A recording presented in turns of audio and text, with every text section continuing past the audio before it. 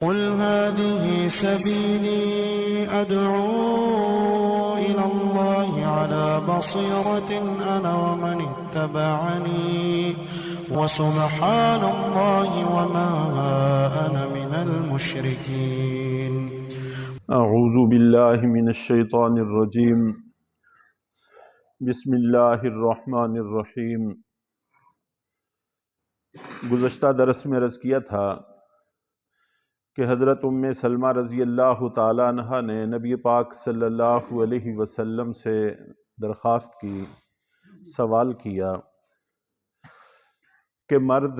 بہت سارے نیک کاموں میں ہم سے آگے بڑھ جاتے ہیں اور ہم خواتین ہونے کی وجہ سے پیچھے رہ جاتی ہیں، اجر اور ثواب میں ہمارا وہ درجہ نہیں ہے۔ تو اس پر اللہ کے نبی صلی اللہ علیہ وسلم نے تبسم فرمایا اور فرمایا کہ ان خواتین کو بغیر کچھ کیے اتنا اجر مفت میں مل جاتا ہے جتنا مردوں کو ملتا ہے۔ یقیناً مرد جتنے بھی کام کرتے ہیں، اذان دیتے ہیں، نماز پڑھاتے ہیں، جہاد کرتے ہیں اور خیر کے کام کرتے ہیں، تو خواتین ان کی ضرورتوں کا خیال رکھتی ہیں، ان کے کھانے پینے کا، ان کے کپڑے کا،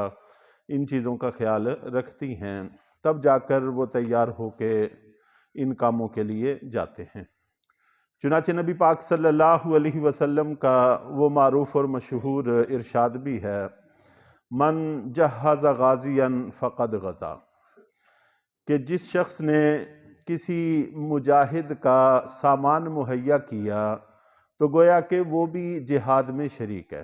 ایک آدمی جہاد میں جا رہا ہے اور دوسرا جہاد میں نہیں جا سکا کسی وجہ سے،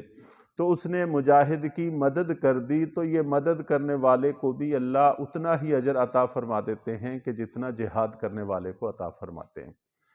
تو خواتین بھی چونکہ تیاری میں شریک ہوتی ہیں، اس لیے ان کو اس اعتبار سے اتنا ہی اجر مل جاتا ہے، حالانکہ جہاد کی کوئی مشقت ان کو اٹھانی نہیں پڑتی۔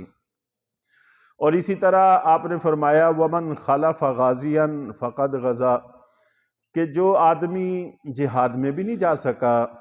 اور مالی اعتبار سے بھی کمزور ہے کہ مالی مدد بھی نہیں کر سکا، لیکن اس نے پیچھے مجاہد کے گھر والوں کا اور ان کے گھر کا خیال رکھا، ان کی ضرورتوں کا خیال رکھا۔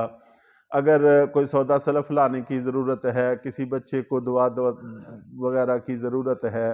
تو اس قسم کی خدمت کر دی، تو اس کو بھی اللہ تعالیٰ اتنا ہی اجر عطا فرما دیتے ہیں کہ جتنا جہاد کرنے والے کو عطا فرماتے ہیں۔ اور ظاہر ہے کہ مجاہد کے جانے کے بعد خواتین اس کے گھر کا خیال رکھتی ہیں، اس کے بچوں کا خیال رکھتی ہیں، تو اس لیے بھی ان کو اتنا ہی اجر مفت میں مل جاتا ہے۔ اور پھر اللہ رب العزت نے بھی قرآن پاک کی یہ آیت اتار دی کہ وَلَا تَتَمَنَّوْا مَا فَضَّلَ اللَّهُ بِهِ بَعْضَكُمْ عَلَى بَعْضٍ، کہ جو تم کو فضیلتیں اللہ تعالیٰ نے ایک دوسرے پر عطا کی ہیں ان کی تمنا نہ کرو۔ چنانچہ غیر اختیاری فضیلتیں ان کی تمنا کرنے سے ہمیں منع کر دیا ہے۔ مثال کے طور پر نسب کے اعتبار سے ایک آدمی سید خاندان سے ہے اور دوسرے خاندان سے ہے، وہ یہ تمنا کرے کہ مجھے بھی سید خاندان سے ہونا چاہیے، ظاہر ہے کہ اس تمنا سے کچھ بھی حاصل ہونے والا نہیں ہے۔ ایک آدمی حکمران کے ہاں پیدا ہوا، کسی صاحب اقتدار کے ہاں پیدا ہوا، صاحب اختیار کے ہاں پیدا ہوا، صاحب ثروت کے ہاں پیدا ہوا، دوسرا غریب گھرانے میں پیدا ہوا، ظاہر ہے کہ یہ بھی ایک ایسا عمل ہے کہ جس میں بندے کو کسی طرح کا کوئی اختیار نہیں ہے۔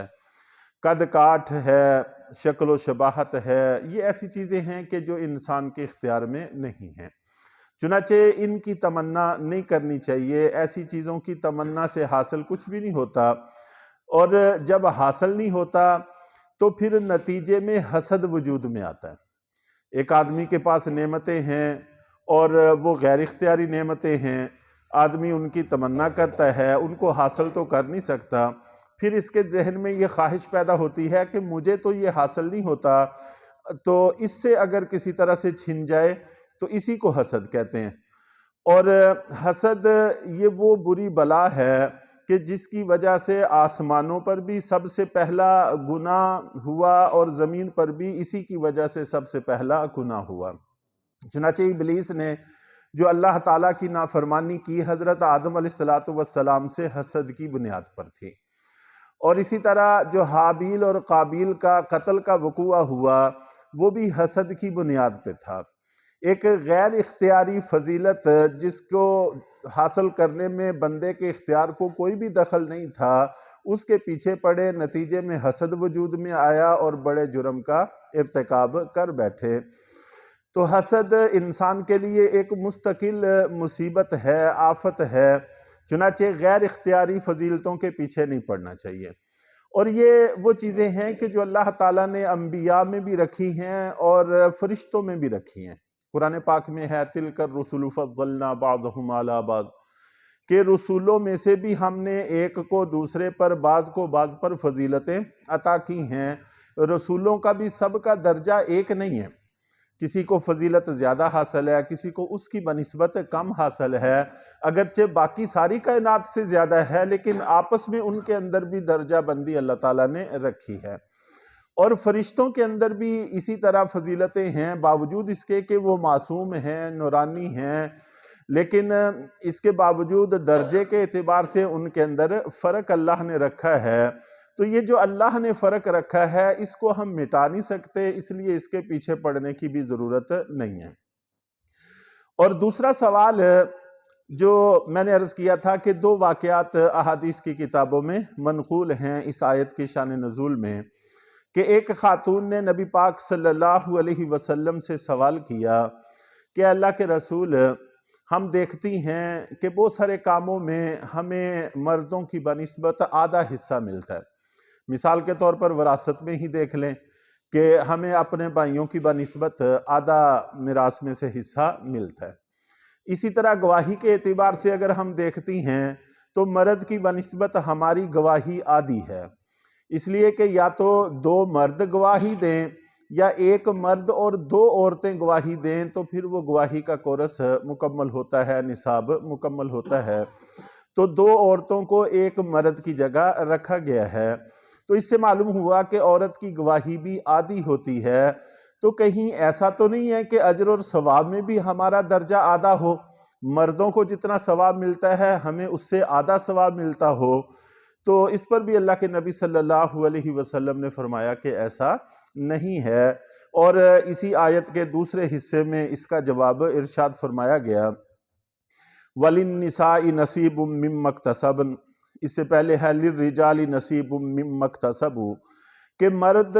جو نیک اعمال کرتے ہیں ان کو اس کا پورا حصہ ملتا ہے، اور خواتین جو نیک اعمال کرتی ہیں ان کو بھی اس میں سے پورا حصہ ملتا ہے۔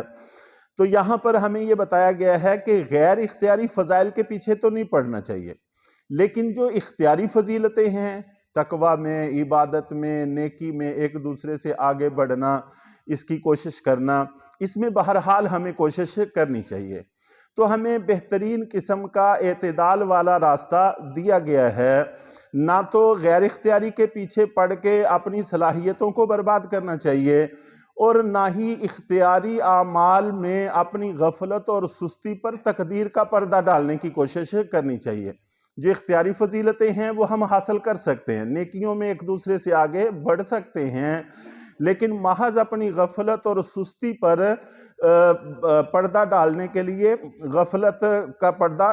کو چھپانے کے لیے تقدیر کا پردہ ڈالتے ہیں۔ جب کہا جاتا ہے کہ یہ کام کیوں نہیں کرتے، وہ کہتے ہیں کہ ہماری قسمت میں نہیں لکھا، وہی کرتے ہیں جو اللہ تعالیٰ نے لکھا ہوتا ہے، وہی ہونا ہے جو اللہ نے لکھا ہوا ہے۔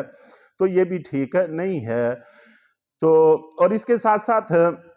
اللہ تعالیٰ سے مانگنے کا حکم ہے وَاسْأَلُوا اللَّهَ مِن فَضْلِهِ، کہ اللہ تعالیٰ سے اس کا فضل مانگتے رہا کرو۔ اللہ سے مانگنے میں کسی طرح کی کوئی رکاوٹ نہیں ہے۔ اور ان اللہ کان بکل شیء علیما، یقیناً اللہ تعالیٰ ہر چیز کو جاننے والے ہیں، وہ بہتر جانتے ہیں کہ کس کو کیا ملنا چاہیے اور کس کے اندر کس چیز کو ہضم کرنے کا ظرف ہے، تو اس لیے اللہ تعالیٰ جس کو جس جگہ رکھتے ہیں وہی اس کے لیے بہتر اور بھلائی کا راستہ ہے۔ عین ممکن ہے کہ جس چیز کی ہم تمنا رکھتے ہیں اگر ہم اس جگہ ہوتے تو پتہ نہیں کن مصیبتوں میں پڑ جاتے، کن مصیبتوں میں گرفتار ہو جاتے۔ اس لیے اس مالک نے ہمیں جو راستہ دیا ہے بس وہی اعتدال کا راستہ ہے، اور جس جگہ ہمیں رکھا ہے وہی ہمارے حق میں بہتر اور بھلائی کی چیز ہے۔ اللہ تعالی ہم سب کو حق راستے پر چلنے کی توفیق عطا فرمائے۔